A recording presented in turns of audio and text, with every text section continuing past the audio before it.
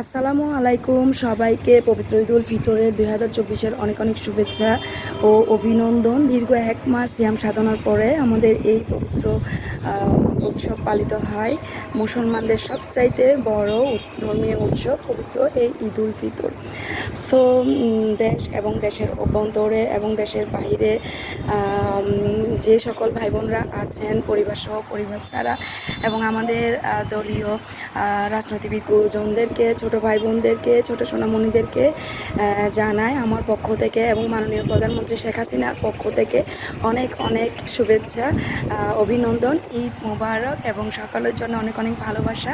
চলুন আমরা সবাই একসাথে আমাদের আশেপাশে সকলের সাথে মিলেমিশে এই উৎসব পালিত করি। সকল ভেদাভেদ ভুলে যাই, ছোট বড় সকল মান অভিমান সব কিছু ভুলে আমরা সবাই একসাথে মিলেমিশে থাকি এবং সোনার বাংলা গড়ার জন্য কাজ করে থাকি সবাই। এবং এই উদ্দেশ্যে আমাদের এই সুন্দর ঈদ উৎসবটা পালিত হোক।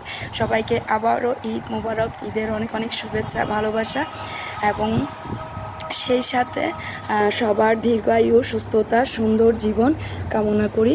আল্লাহ হাফিজ।